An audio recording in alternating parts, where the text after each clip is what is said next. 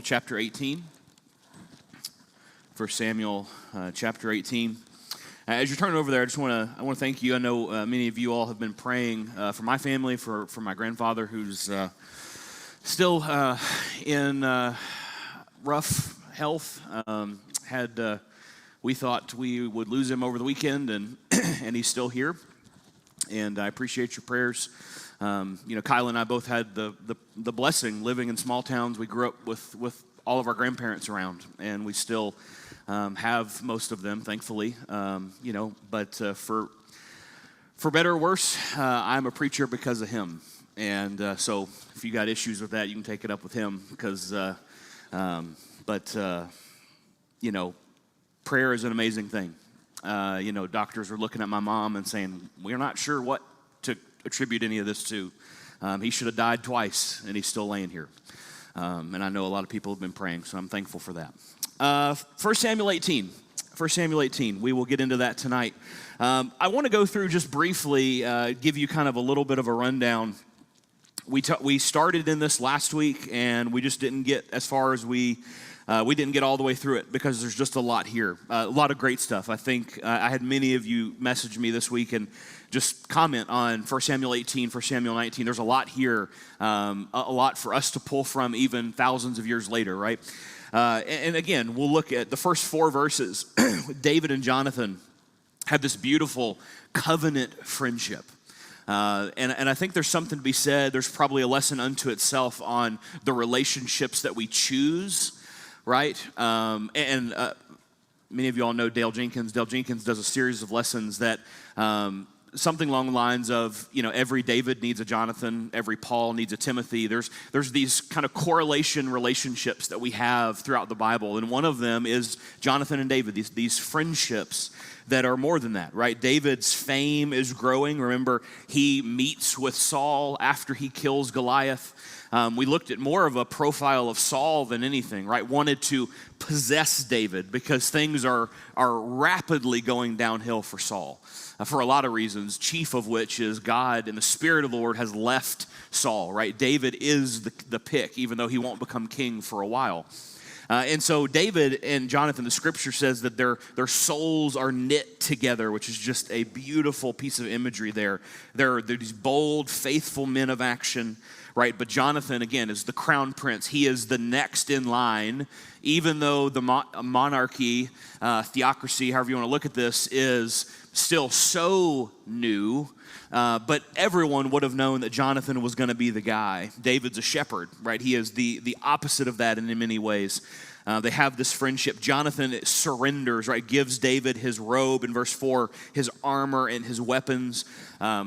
You can interpret that different ways. To me, this feels very obvious culturally that Jonathan was signaling to David, I know you're going to be king, and I support you as king, right? In spite of the fact that I am in line physically, but again, that kind of goes back to that juxtaposition of Saul was picked by the people, right?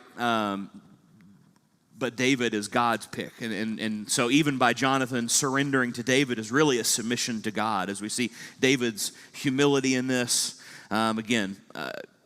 Godly friendships or relationships are marked by selflessness, trust in God, and submission to his will. We jump into verse 5 down through verse 9, and Saul becomes wildly jealous, right, of who David is becoming, right? Almost the lore of David is as big or greater than what David's actually done. David's done a lot of things, but remember, it tells us that the people are coming out in the streets and singing about David.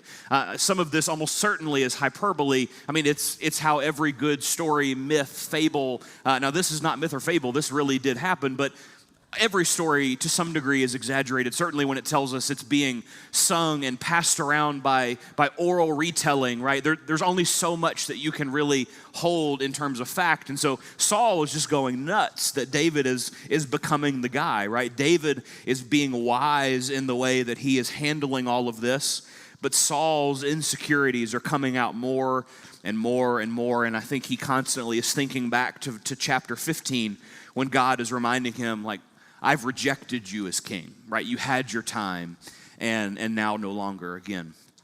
And then we look kind of at, that was overarching last week as where was our treasure? I asked you to read Matthew 6, right? Where your treasure is, there your heart will be also. Again, Saul's heart was win, success. A lot of characteristics that are not dissimilar from the way the world would view success today, right? Saul wanted money, he wanted power, he wanted control, he wanted prestige. You look out into almost any industry now, and you're describing most of the major CEOs for Fortune 500s. You're describing a man like Saul. He's going to go and take charge and do the thing.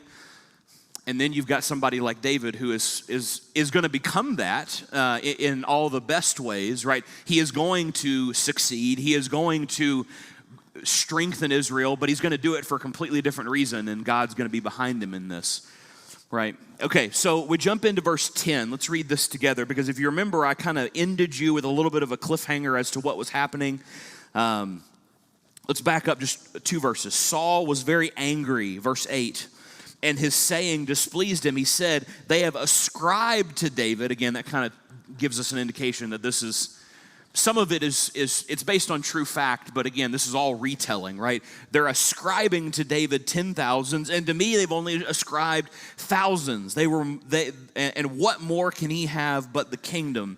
And Saul eyed David from that day on. That word eyed David in the original language meant he was constantly looking over his shoulder. If you can imagine the most paranoid somebody could become.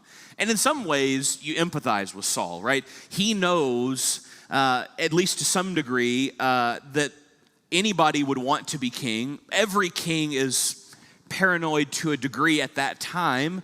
It was not uncommon for people to try to forcibly take the throne. But then you have on top of this somebody that's quickly rising out from under you as being the most loved in your own kingdom. And then you know that your son and David are close. A lot of things going wrong for Saul. But Saul is going to try and kill David. And that's where we're going to pick up in verse 10. The next day, a harmful spirit from God rushed upon Saul.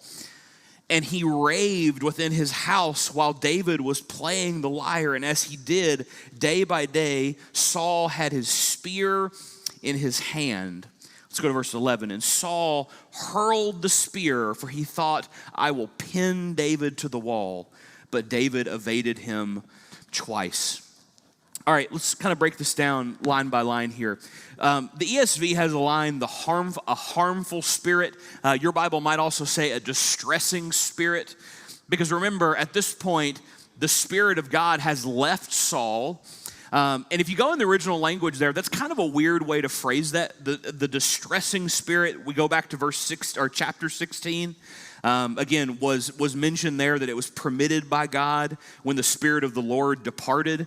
And we mentioned back then that a lot of scholars, historians, theologians, and if you go in the original language, what that probably meant was something along the lines of like modern day paranoia, schizophrenia. Like it was a cognitive issue, but it wasn't a supernatural one. Now, we look here, and again, you go back to chapter 16, God allowed it to come.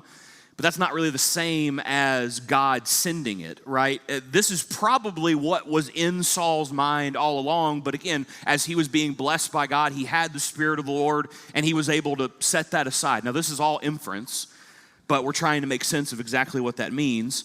And then, again, we kind of go on, why would a distressing spirit, why would all this happen? And if you go in the Hebrew language, the Hebrew grammar, for these 3 verses here, what it really kind of insinuates is raving and mumbling, and he's going mad. He's losing his mind, right? You can imagine a king that already is wildly paranoid, pacing back and forth, just constantly on guard. And it doesn't make it any better that the one that he's most suspicious of is in the room, right, with him playing, because that's what David had done all up until this time. David's playing the music, and again, the irony, the beautiful imagery of the fact that the hands that are going to kill, that have already killed Goliath and brought his head to Saul, are also playing the harp, essentially, to try to soothe Saul. And up to this point, he had done a good job, but Saul's chaos in his mind is going to take over eventually and he's going to forget everything that David has done. So Saul casts this spear. And again, what do you have in your hand? If you have a spear there, you're probably going to use it. And that's what Saul did. He held this spear. This distressing spirit was making him paranoid. And again, did the spirit push him to do that? I don't think so, because again, if you look in the language, it seems more like this is a paranoia, an intense paranoia that was probably already there, but more prompted this. Again, was Saul able to choose? I think so. I don't know that God would allow something that was so controlling that Saul had no say in any of it. That's not to say that he wasn't prompted to do this. Right? I mean, there are things that you and I struggle with that we are prompted in our minds to do, and we have choices whether we do them or not. I think that was what we had here. But he says what he's going to choose to do is, I'm going to pin David to the wall. Again, I thought that was interesting language. This was not an accident. This was not trying to immobilize David. This was not trying to injure David. If you go in the language here, it is, I'm trying to kill David. I'm trying to hit David in the heart and pin him to the wall and keep him there. Right? I mean, this is incredibly aggressive, angry language that he's writing, that's being written here, right? But it says that David escaped his presence. Again, does that mean that David supernaturally did that? Was David just super fast? Could be some combination of both, right? God was clearly with David, and we know from prior chapters that the Spirit of God was with him already. We don't know exactly to what extent, but David escaped this multiple times, right? And that's not going to be the only time Saul's going to come after him. Again, that's going to be a theme as we go back. But what I want you to focus on here is what David's response was here. Again, what did David do? Did he pick it up? Did he throw it back? He didn't. He escaped the threat. And again, could you have blamed David if he'd have tried to throw the spear back? Would you have blamed David for retaliating? I wouldn't have. That's not what he did. He could have easily, in self-defense, fought back, but that's not what he did. David was determined to leave the situation in God's hands. One of the really early pieces of wisdom that David has that surpasses his age is, I'm not going to retaliate when I've got all the means and the opportunity. Nobody's going to think twice. And he doesn't do it, because he recognizes that God has a plan in all this. You're going to fast forward. I've done devos on when they're in the caves, right? And King Saul is there, and David has the opportunity to kill him. And you remember what he says there, right? It's not my place to take the Lord's anointed. Even after threat after threat, after assassination attempt over and over, being on the run, David's perspective is still, this is not mine to foil. This is God's plan, something bigger that I don't have the opportunity or the authority to do.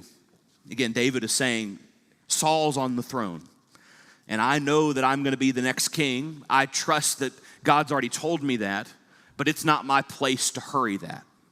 That's a really hard piece of wisdom for a young man, probably in his early 20s, to wrap his mind around, but that's what he did.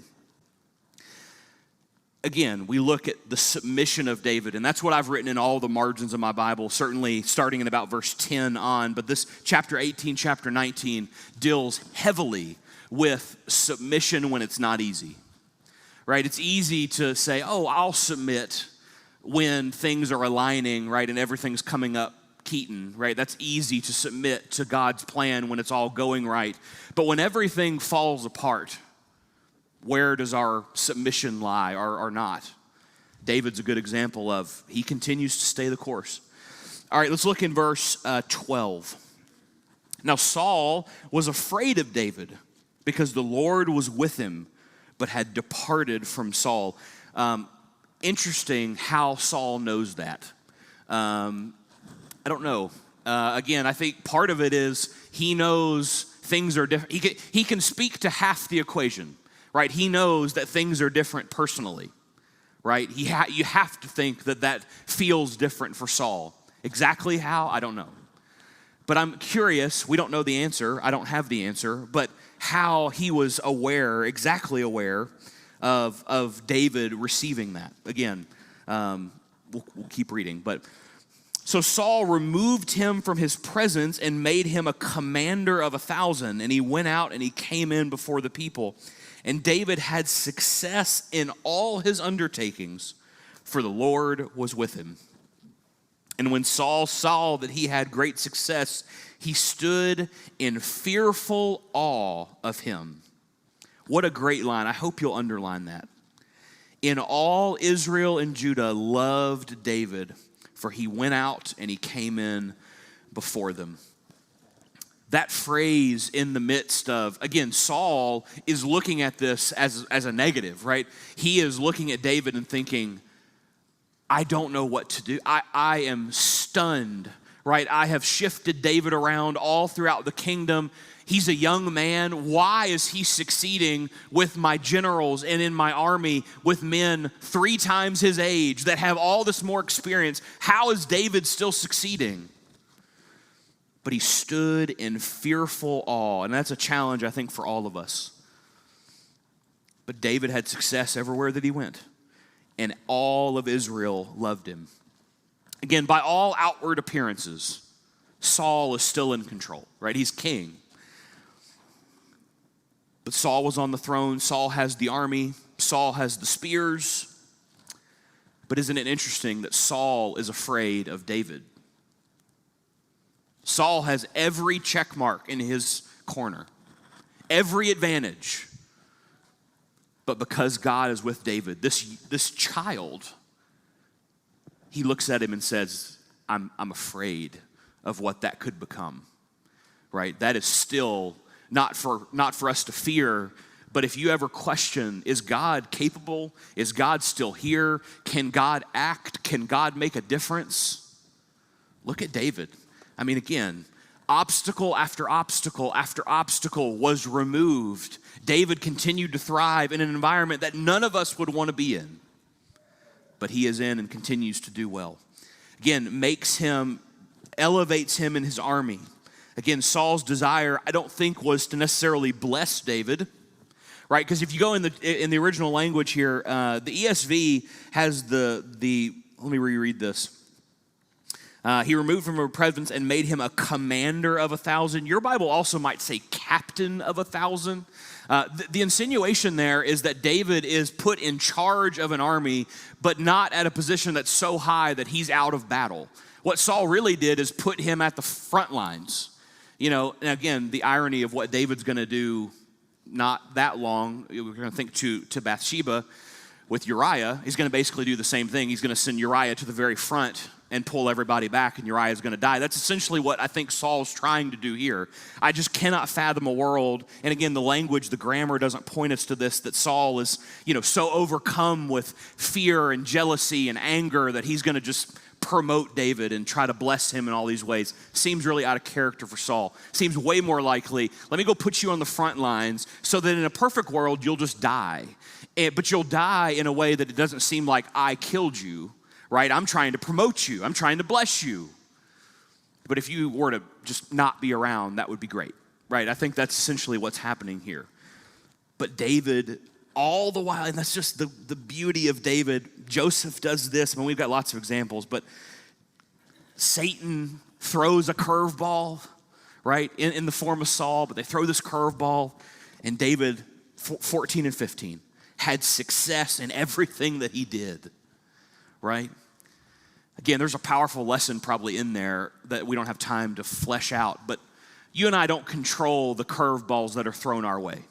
Satan will throw them relentlessly, right? You and I will get thrown, obstacle after obstacle. And the challenge isn't, can I make the curveball stop? Because you can't.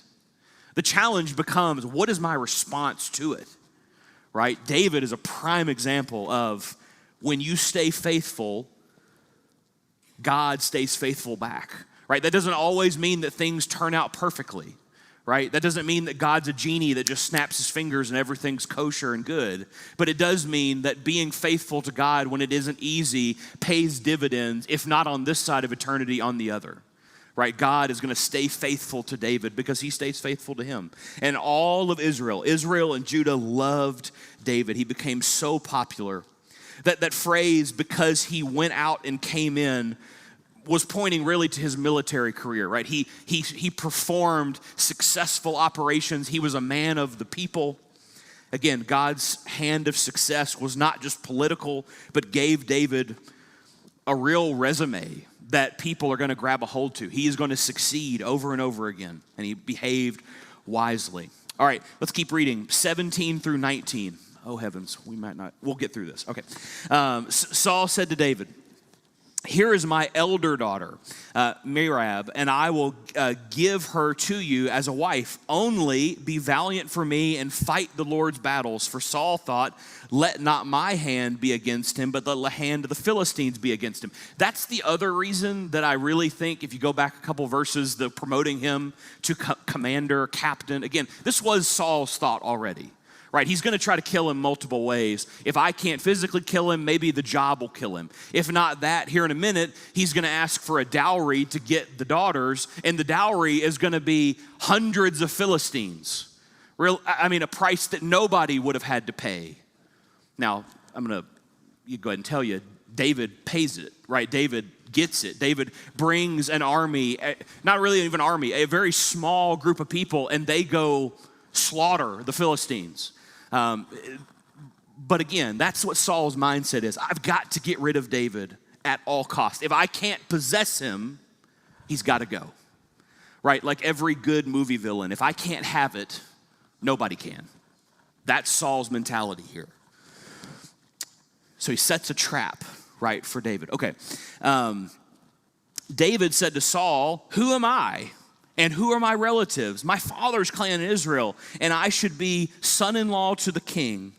But at the time when Merab, Saul's daughter, should have been given to David, she was given to Adriel for a wife. And Saul's daughter, Michal, loved David, and they told Saul, and the thing pleased him. Now, we're going to kind of quickly move through this, because essentially what's going to happen is Saul's going to offer multiple daughters. Right, remember that was all part of the original deal back when, if anybody can handle Goliath, right, I'll give my daughter to whoever does this. So this is part of that. So you can kind of make notations back to this. Again, wanted the Philistines to be the one to handle David. It seems like a gesture of kindness and goodness on Saul's part. David was supposed to believe, Saul's forgiven, we're going to let bygones be bygones, right? He wants me to be a part of his family, right? He is the king. David even says, again, humble David, who am I to be put to this, right? But he's going to go on, and again, Saul knew all well that to demand 100 Philistines as a dowry was a death sentence for 99.999 to infinity. Almost nobody. But he's dealing with David. And that's just going to infuriate him all the more.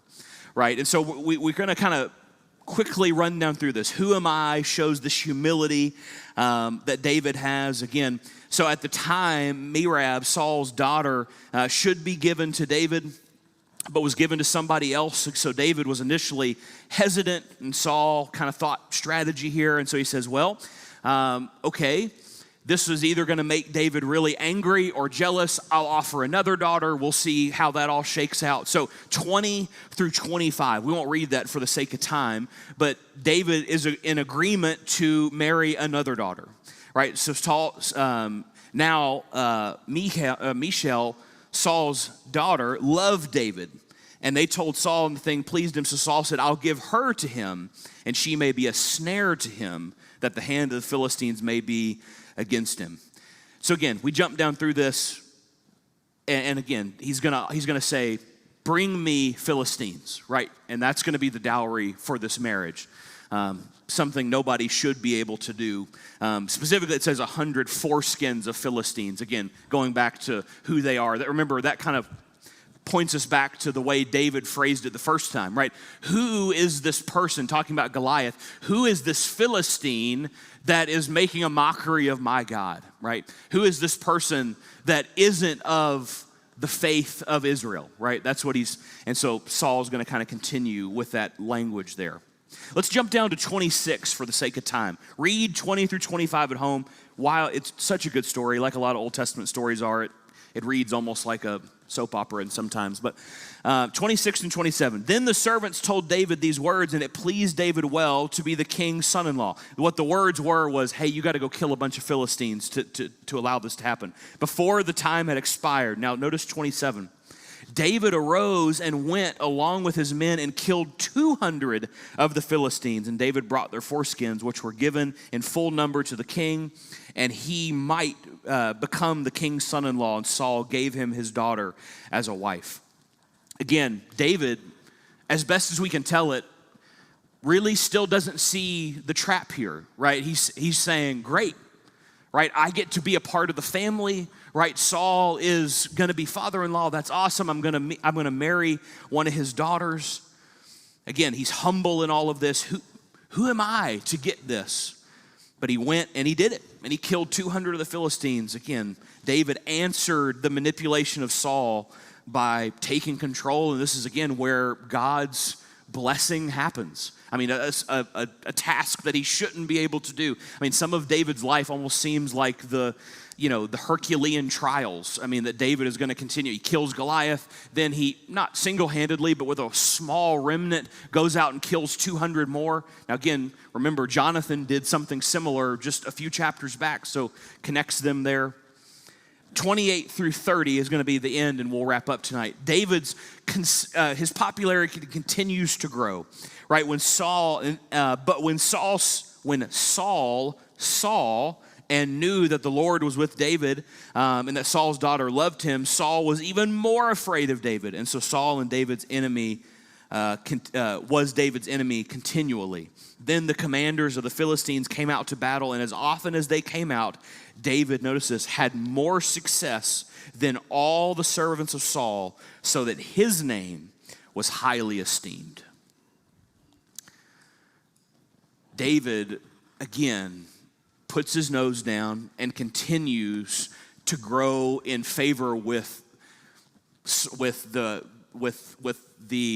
people militarily, right? And we're going to jump into chapter 19 next week, and we'll look at Saul tries to kill David again. And that becomes kind of a theme throughout these middle chapters here. 19, Saul's going to try to kill him again. Chapter 20, he's going to try again. Jonathan's going to warn him as to what's coming, right? And David's going to eventually go on the run. We're going to cover some time there. But I'll remind you of these three things. I gave you these kind of three lessons out of 1 Samuel 18 last week, but I want to remind you of them because we're finishing tonight. Godly friendship strengthens our faith. And again, we come back to this. We point to Jonathan and David so often, and I hope you don't gloss over that and just think, oh yeah, they're good friends. The more you study, the more you read the story, and especially all the ways that Jonathan and David support each other, save each other. I mean, it's amazing. And you and I look and we think, the people around us, do they matter? Yeah, they matter. Find yourself a Jonathan. Again, if we had half of a Jonathan, our faith would be better for it. Somebody that looked and wanted our best interest because they love God as we do. Again, that covenant is amazing. Success often brings opposition. We see that all throughout. And David's going to even deal with that, right? When David becomes king, he's going to succeed, and he's going to struggle both militarily as a king, but he's going to some of David's biggest struggles are internal, right? I mean, he's going to struggle with pride. He's going to struggle with lust. He's going to struggle with a lot of the things that we still struggle with today. And again, God's presence brings favor in all circumstances. Even as Saul schemed against him, we saw it multiple times just in one chapter. David continued to know where his success is going to come from. And he had more faith and trust that God would bring him through this than he worried about what Saul was capable of, right? And again, that doesn't always turn out this way. We know that. There are plenty of people in Scripture that, we think about on Wednesday night in our early church fathers class, think about Stephen as a martyr, right? Had all the faith that David did and still died for what he believed. But there's something to be said for how do we live our life, right? Where does our faith lie? No matter what our setting is, whether it's work, whether it's family, whether it's ministry, whatever it might be, do we trust that God is there? That God provides stability and continues to bless us? Even if that doesn't mean things always go our way, we know he's there. And that's a great segue into an invitation. Tonight, if you aren't a Christian, we always want to give that invitation to anybody that might need it. If you've never put on Christ in baptism, there's a beauty that comes when you and I yield and submit. And that is really one of the great characteristics of David. He's a great king. Yes, he's a great warrior. Yes, he's got all these things. But David, not perfect, but is a man that's willing to submit to God most of the time. And he vehemently apologizes and repents when he doesn't. But that parallels over to you and me. Are we willing to do the same thing and yield before God and recognize that through him, through Christ, we have an opportunity to access eternity in baptism? Tonight, if you have any need, would you come let us know about it as we stand and as we sing together?